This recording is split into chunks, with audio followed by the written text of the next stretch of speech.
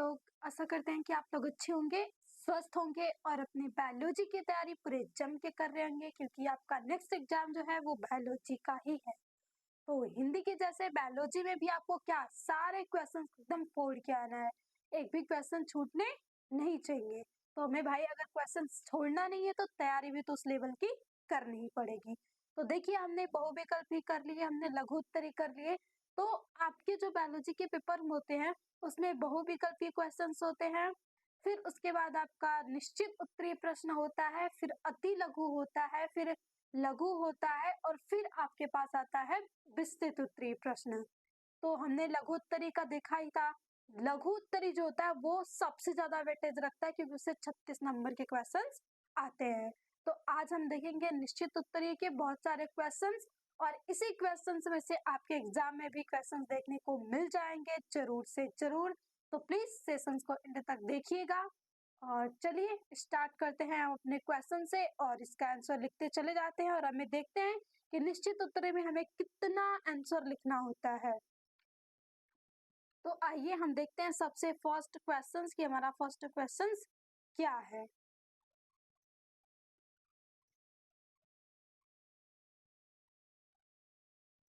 तो जो हमारा सबसे फर्स्ट क्वेश्चन है, कॉमनली पूछा जाता है आपसे हमेशा कि टैपिटम कहाँ स्थित होता है और इसका क्या कार्य है। आपको टैपिटम के बारे में जरूर पूछा जाएगा। तो टैपिटम स्थित कहाँ होता है, तो आप सबसे पहले इसे निश्चित उत्तरीय में लिखना है, आपको पूरे विस्तार से नहीं लिखना है। तो आप केवल लिख देंगे कि टैपिटम परागकोश में,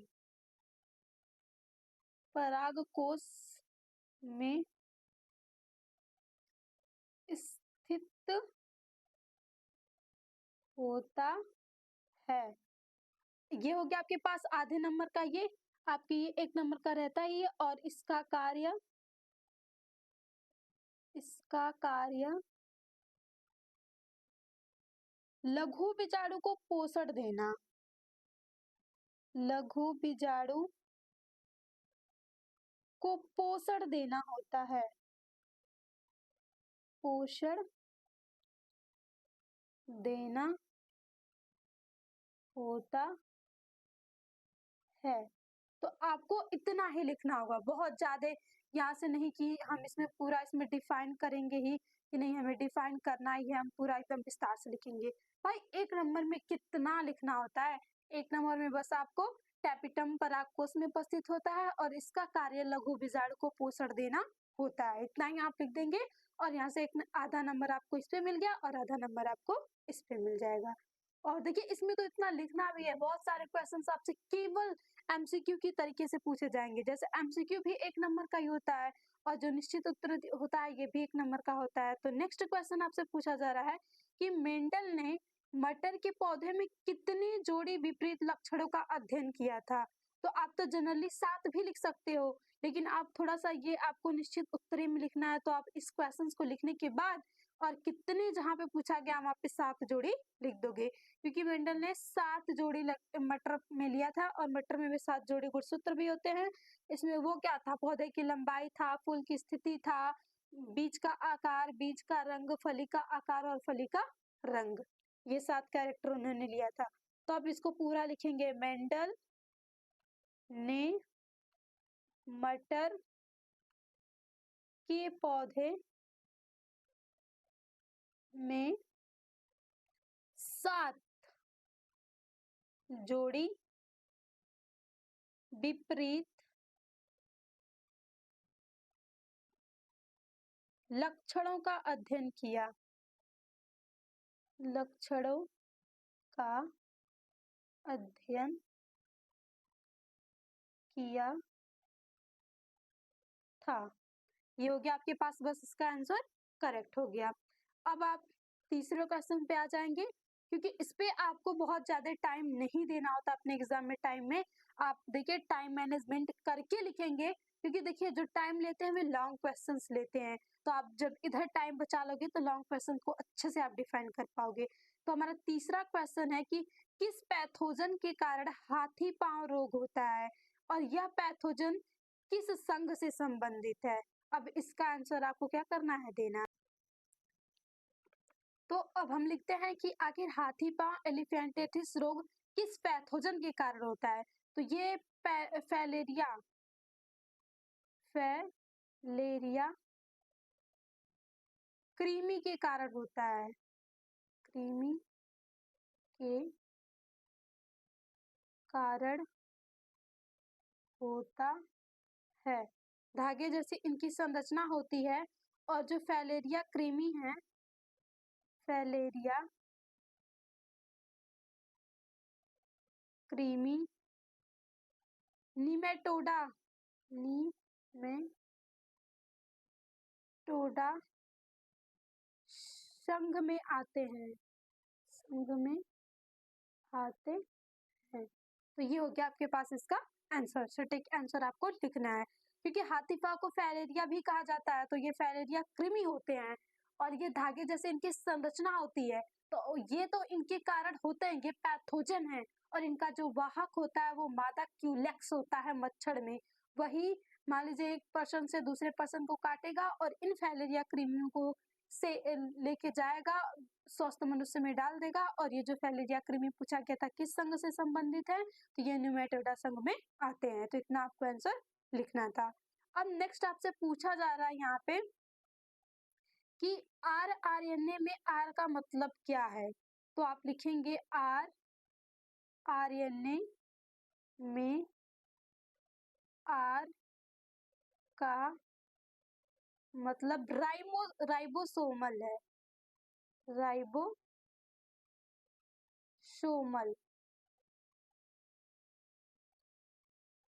आरएनए है।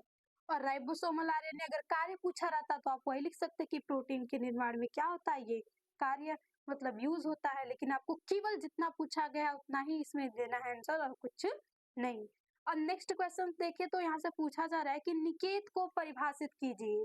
ये आपके पास थोड़ा पारिस्थितिकी वाले से क्वेश्चन है कि निकेत को परिभाषित कीजिए। तो निकेत क्या होता है? तो निकेत एक प्रजाति के लिए अद्वितीय होते हैं, जबकि कई प्रजातियां निवास स्थान साझा करती हैं।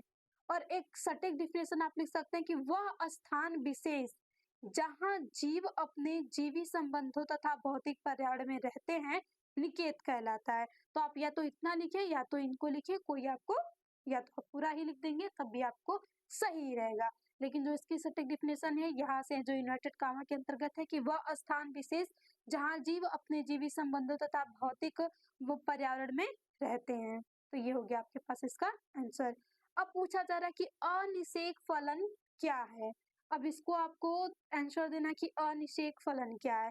तो नाम में ही पता चल रहा है कि निषेक यानी यहाँ पे अ लग गया तो निषेचन नहीं होगा। तो यहाँ से आप लिख सकते हैं कि बिना निषेचन के फल निर्माण होने की प्रक्रिया अनिषेक फलन कहलाती है। होने की प्रक्रिया अनिषेक फलन कहलाती है। अनिषेक फलन कहलाती है। तो ये हो गया आपके पास इसका आंसर। यहाँ से आपको किसे कहेंगे? तो ये होता है कि बिना निषेचन के फल निर्माण होने की प्रक्रिया को क्या कहते हैं? अनिषेक फलन कहते हैं। तो बस आपको इतना ही उसमें क्या करना था? डिफाइन करना था।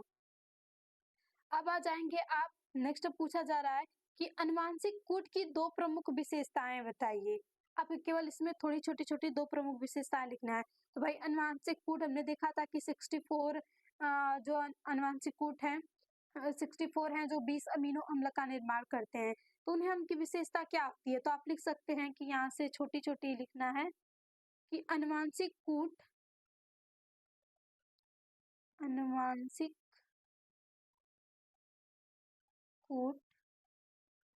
कामा विहीन होते हैं, कामा विहीन होते हैं। यानी इनको लिखते समय हम कभी भी कामा का यूज नहीं करते हैं। एक और लिखना है तो लिख सकते हैं आप अनुवांशिक कूट त्रिक न्यूक्लियोटाइड के बने होते हैं। त्रिक न्यूक्लियोटाइड से बनते हैं, यानी ये 3-3 जोड़ा करके बनते हैं। तो बहुत सारी विशेषताएं हैं, तो आपको 2 लिखना था, तो बहुत सारी नहीं लिखना है। तो ये आपके 7 क्वेश्चंस हो गए। अब पूछा जा रहा है कि लीडिंग कोशिकाओं का क्या कार्य होता है, या पूछ देता है जैसे कि टैपिटम कहाँ होता है, वैसे ये भी पूछ सकता था लीडिंग कोशिकाएं कहाँ पे पाई जाती हैं। तो ये वृषण में पाई जाती हैं, और इसमें इसका कार्य यही है कि ये टेस्टोस्टेरॉन्स का संश्लेषण भी करती हैं और उसका स्रावण भी करती हैं। तो आप यहाँ से लिख सकते हैं लीडिंग कोशिका टेस्टोस्टेरॉन हार्मोन्स, जिसे नर हार्मोन्स कहते हैं, लीडिंग कोशिका टेस्टोस्टेरॉन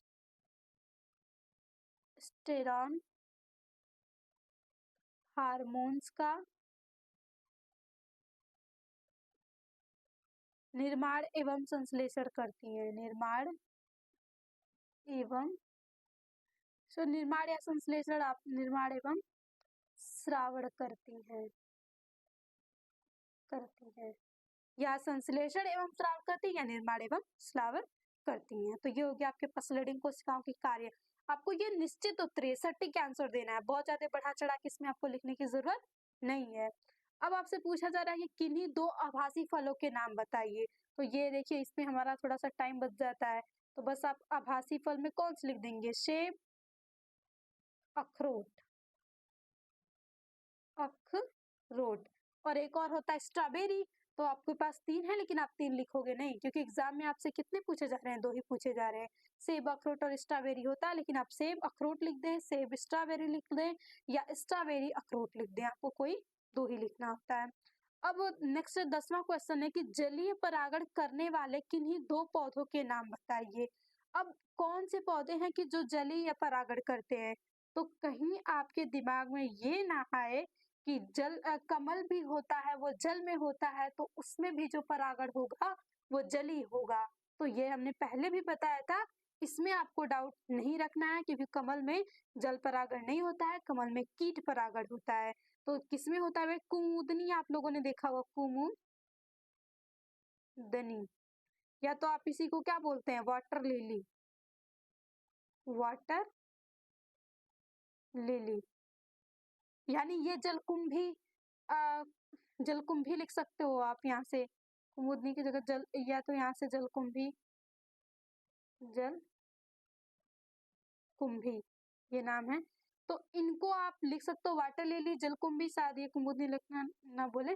तो ये जो होते हैं, ये जल द्वारा परागण होता है, क्योंकि ये जल के सतह के नीचे होता है इनका फ्लावर। और एक आप लिख सकते हो हाइड्रेला, और बहुत सारे जो शैवाल कैटेगरी के आते हैं, तो शैवाल भी वो होते हैं, वो जल परागण ही दर्शाते हैं, क्योंकि वो भी जल के अंदर होते हैं। तो भाई उनके अंदर कीट और हवा तो जाएगी नहीं, जल ही है, और जल में मूवमेंट होती रहती है, वो बहता रहता है, तो वो उनके परागकणों को उनके परागण तक पहुंचा देगा, और वहां से उसमें परागण हो जाएगा। तो ये हो गए आपके पूरे 10 क्वेश्चन, और ये बेहद ही इंपॉर्टेंट क्वेश्चन है। अगर आप अच्छे से तैयार कर लेते हो तो जरूर आपके एग्जाम में बहुत हेल्प होगी। शायद मतलब ऐसे ही क्वेश्चंस आपके पूछे जाते हैं निश्चित उत्तरीय में। तो अब इतने क्वेश्चंस हो गए, अब आते हैं हम अपने नेक्स्ट क्वेश्चंस पे। अब देखिए, नेक्स्ट क्वेश्चंस में फिर वही पूछा जा रहा है, यहाँ से इसी प्रकार का क्वेश्चंस है कि वृषण के 2 प्रमुख कार्य लिखिए।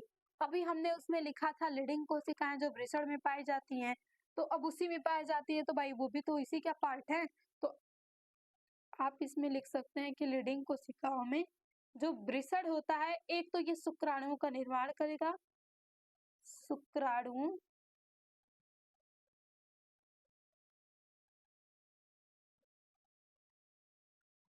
का निर्माण तथा टेस्टोस्टेरॉन्स का निर्माण, टेस्टोस्टेरॉन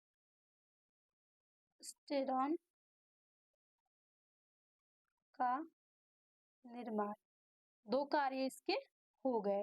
टेस्टोस्टेरॉन्स, या आप नर हार्मोन्स लिख सकते हो, या तो आप एग्जैक्ट यही लिखोगे, टेस्टोस्टेरोन का निर्माण तथा शुक्राणुओं का निर्माण कौन करता है? वृषण करता है। तो ये दो इसके प्रमुख कार्य हो गए।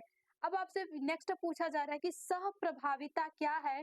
उपयुक्त उदाहरण सहित इसकी व्याख्या कीजिए। तो देखिए यहाँ पे व्याख्या वर्ड लिख दिया है ना, तो आप बहुत ये नहीं कि हाँ इसको हम लंबा चंबा बहुत लंबा बढ़ाने लगे। एक ही नंबर लेना है तो आप एक नंबर में कितना वक्त जाया करोगे? तो सबसे पहले आप सहप्रभाविता की डेफिनेशन लिख देना और फिर एक उदाहरण लिख देना।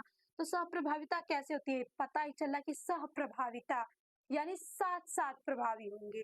तो इसमें लिख सकते हैं कि जब किसी कारक या जीन में युग्म विकल्पी में से कोई भी कारक प्रभावी या अप्रभावी न होकर विस्तृत रूप से प्रभावित होते हैं तो उन्हें ये प्रदर्शित होते हैं, तो उन्हें हम क्या कहते हैं?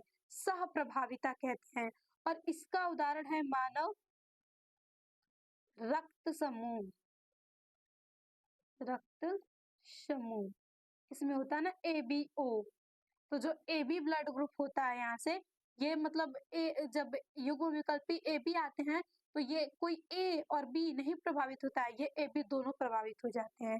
तो ये होता है आपके पास सहप्रभाविता का गुण, मतलब उदाहरण हो गया। और ये सहप्रभाविता की डिफिनेशंस हो गई। अब नेक्स्ट आपसे DNA व RNA में दो रासायनिक अंतरों का उल्लेख कीजिए। तो हमने पीछे भी देखा था कि DNA और RNA में अंतर, तो भाई DNA और RNA में लग रहा है एग्जामिनर्स का अलग ही फ्रेम है। कई सारे क्वेश्चंस देख रहे हैं। देखिए आपको इसमें ना क्वेश्चंस ऐसे मिलते हैं कि जो लॉन्ग क्वेश्चंस में लिखोगे ना, और उसी का थोड़ा बहुत भाग आपको शॉर्ट क्वेश्चंस में भी लिखना होता है। तो इसी तरीके से इसमें क्वेश्चंस आते हैं। तो आपको इसमें केवल दो लिखना है। तो एक तरफ आप DNA डालोगे और दूसरी तरफ आप RNA डाल लोगे। और इसमें रासायनिक ही लिखना है। तो आप लिख दोगे कि इसमें डीऑक्सीराइबोस शर्करा पाई जाती है। डीऑक्सी शर्करा। और इसमें जो होती है, इसमें राइबोज शर्करा। राइबोज शर्करा। और दूसरा लिख देंगे कि इसमें थायमीन नाइट्रोजन क्षार। नाइट्रोजन क्षार पाया जाता है। और इसमें यूरेसिल यूरेसिल पाया जाता है। तो ये आप लिख दोगे, दो ही लिखना है तो दो में आप रासायनिक में इतना लिख सकते हो। अब आपसे नेक्स्ट क्वेश्चन पूछा जा रहा है कि अमीबता या स्कैरिसीता का संचरण कैसे होता है? यानी ये दो रोग दिए हैं, तो इन दो रोगों का संचरण पूछा जा रहा है। तो संचरण कैसे होता है? तो आप एक तरफ ऊपर लिख देना कि अमीबा, अमीबता, और नीचे वहीं पे एस्केरिशियता। तो जो अमीबता का संचरण होता है, ये होता है आपके पास दूषित भोजन व जल द्वारा संचरण होता है। और यहाँ पे क्या होता है? दूषित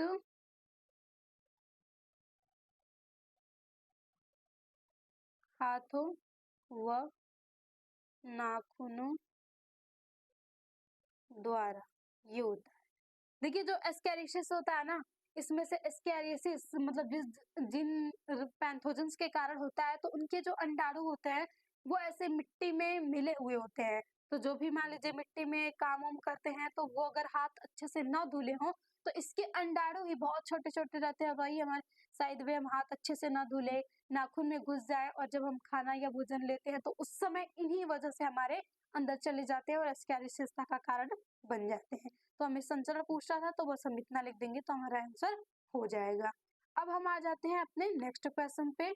और नेक्स्ट क्वेश्चन पूछा जा रहा है कि परागण को परिभाषित कीजिए।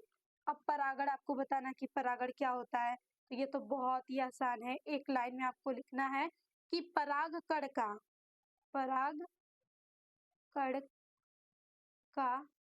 वर्तिकाग्र वर्तिकाग्र तक पहुंचने की प्रक्रिया पहुंचने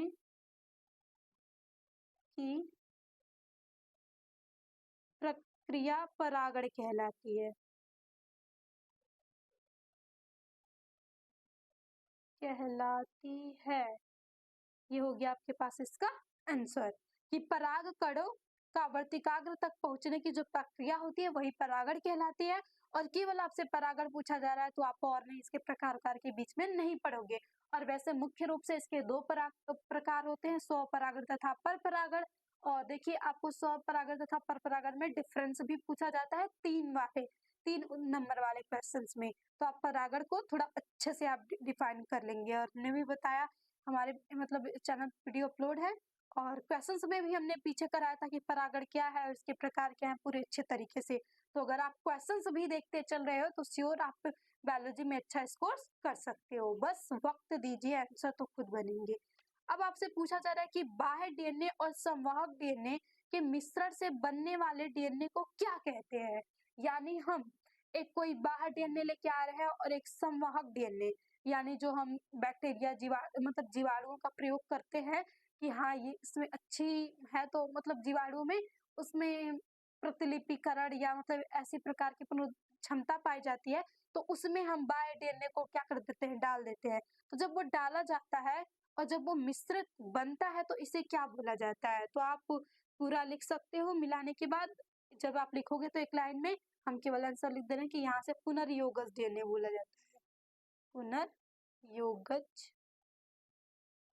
डीएनए। तो अगर आपके पास टाइम ना हो तो इतना भी लिख सकते हो, लेकिन अगर आपके पास अच्छा टाइम है तो आप लिख सकते हो कि बाह्य डीएनए और संवाहक डीएनए के मिश्रण से बनने वाला डीएनए पुनर्योगज डीएनए कहलाता है। आंसर आपका इतना ही है। अब पूछा जा रहा है कि वंशागति का क्रोमोसोमवाद सिद्धांत किसने प्रस्तुत किया था?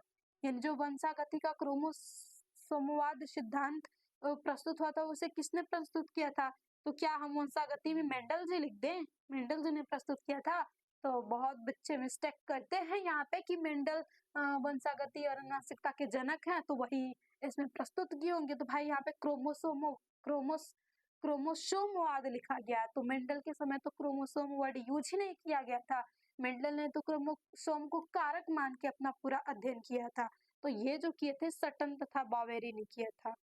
सटन तथा बावेरी ने वंशागति का क्रोमोसोम सिद्धांत प्रस्तुत किया था। अब नेक्स्ट आपसे पूछा गया कि स्टेम कोशिकाओं का कार्य लिखिए। तो केवल आपको स्टेम कोशिकाओं का कार्य लिखना था। तो स्टेम कोशिकाओं का कार्य क्षतिग्रस्त कोशिकाओं की मरम्मत करना होता है। यानी जो स्टेम कोशिकाएं होती है ना, देखिए स्टेम कोशिकाओं पे बहुत अध्ययन चल रहा है अभी, क्योंकि अगर इसका हम पूर्ण रूप से अध्ययन कर लिए ना तो हम यहाँ से जैसे पैरालिसिस होता है और पैरालिसिस जिसे हम लकवा मारना कहते हैं, इस वाले अगर ये सब जो रोग होते हैं इस रोग में हम अच्छे से निदान पा सकते हैं, क्योंकि जो स्टेम कोशिकाएं होती है इनके पास पुनरुद्ध भवन की क्षमता पाई जाती है। यानी इनकी जो सेल मतलब नष्ट हो जाती है तो ये खुद बना लेती हैं, यानी मरम्मत कर देती हैं। तो इनका कार्य यही होता है कि स्टेम कोशिकाओं का कार्य क्षतिग्रस्त कोशिकाओं की मरम्मत करना होता है। अब आपसे पूछा जा रहा है नेक्स्ट क्वेश्चन कि क्लाइनफेल्टर और टर्नर सिंड्रोम में गुणसूत्रों की संख्या लिखिए। तो ये भी आपके पास एकदम सटीक है। हम मतलब आप वंशागति में ये जो है मतलब सिंड्रोम वाला, इसे तो आप भूल के भी छोड़ेंगे नहीं, क्योंकि सिंड्रोम वाला से क्वेश्चन ना ये हो ही नहीं सकता, कोई ना कोई जरूर पूछेगा। तो जो क्लाइनफेल्टर सिंड्रोम होता है इसमें 47 गुणसूत्र हो जाते हैं। 47 गुणसूत्र, यानी इसमें गुणसूत्रों की संख्या बढ़ जाती है। और लिंग गुणसूत्र में ही जैसे कि यहाँ पे एक्स एक्स वाई आ जाएगा, ये नर में आ जाएगा, और जो मादा में आ जाता है वो आपके पास एक्स एक्स एक्स हो जाता है, यानी एक एक्स्ट्रा एक्स आ जाता है। तो उसे हम क्लाइनफेल्टर सिंड्रोम कहते हैं, जिसके कारण गुणसूत्रों की संख्या 40 से बढ़कर 47 हो जाती है। अब टर्नर सिंड्रोम हमने पीछे किया था, यानी टर्न कर गया एक गुणसूत्र, तो यहाँ से एक गुणसूत्र की संख्या तो यहाँ से जो होती है 45 गुणसूत्र। तो बस आपको संख्या बतानी थी, तो आप इतना बता दो कि आपके आंसर हो जाएगा। अब देखिए यहीं पे हम करते हैं इसका लास्ट 20वां क्वेश्चन है, क्योंकि देखिए इसमें 5 क्वेश्चन आता है तो हम एक और सेशन ले लेंगे। आप इतने क्वेश्चन तैयार कर लोगे तो श्योर है कि इन्हीं में से 5 क्वेश्चन आपको मिल जाएंगे। तो यहाँ पे पूछा जा रहा है कि उस एंजाइम का नाम लिखिए जो डीएनए अणु खंडों को तोड़ती है। अब यहाँ पे देखिए, याद रखिएगा तोड़ना लिखा गया है, तो यहाँ का आंसर जो हो जाएगा वो हो जाता है आपके पास प्रतिबंधन एंजाइम। प्रतिबंधन एंजाइम, या आप आणविक कैची भी लिख सकते हो, आणविक कैची, मॉलिक्यूलर सीजर्स लिख सकते हो आप इसको। और इसके दो भाग होते हैं, वही एक्सोन्यूक्लिएजेज, एक्सोन्यूक्लिएजेस,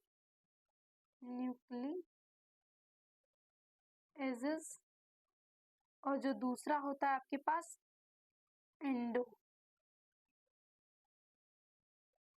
न्यूक्लिएजेस। तो ये आपके पास दो होते हैं। यहाँ पे प्रतिबंधन एंजाइम्स के दो प्रकार हैं, वैसे बहुत सारे इसके अंतर्गत आते हैं, एक्सो के भी और बहुत सारे आते हैं एंडो के अंतर्गत भी। तो यहाँ से आपको तोड़ना पूछा गया है, और जब जोड़ना पूछ रहा है तो वहाँ पे कौन सा आ जाता है, लाइगेज आ जाता है। तो आप ये भी याद रखिए कि शायद मान लीजिए हमने तोड़ना बताया हो तो आप कहें कि हाँ तोड़ना क्वेश्चन ना आया हो, जोड़ना आ गया, तो फिर आपको ऐसा लगे कि हाँ जोड़ना तो पढ़ाया ही नहीं गया था हमें, टीचर्स ऐसे ही है। तो भाई अगर जोड़ना पूछ दे, यही जोड़ना, तो आप वहां पे क्या लगाओगे, लाइगेज, लाइगेज। अब जब भी डीएनए अणुओं को जो तोड़ता है ना, वो प्रतिबंधन एंजाइम से तोड़ता है। अगर इसी में पूछ दिया जाए कि हाइड्रोजन बॉन्ड को तोड़ना, तोड़ने वाली एंजाइम, तो इनको तोड़ने वाली जो एंजाइम होती है वो आपके पास क्या होती है, हेलिकेज, हेलिकेज। तो ये होते हैं आपके पास इसके आंसर। जब डीएनए खंडों या अणुओं को पूछा जाए तो प्रतिबंधन एंजाइम्स, और जब इसके बाद हाइड्रोजन बंध को पूछा जाए तो हेलिकेज एंजाइम्स, और जब ये तोड़ रही तो भाई इनको जोड़ने के लिए भी किसी को लाना ही पड़ेगा, तो जो जोड़ने का कार्य करती है वो हमारा करती है लाइगेज। तो ये होता है आपके पास डीएनए, जब भी वो रेप्लिकेशन करता है तो इस तरीके से उसमें रेप्लिकेशन होता है।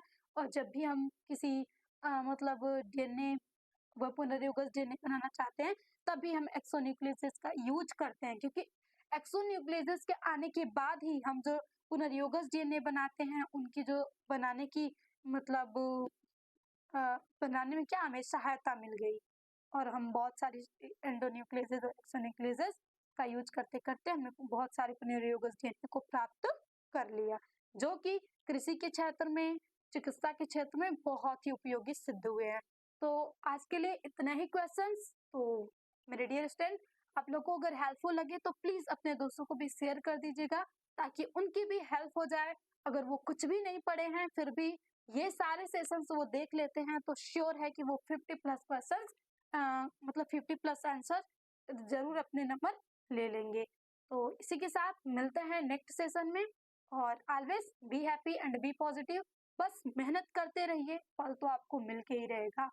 आप अपना 100% दे के चले आओ, फिर रिजल्ट्स की आपको कोई टेंशन नहीं होनी चाहिए।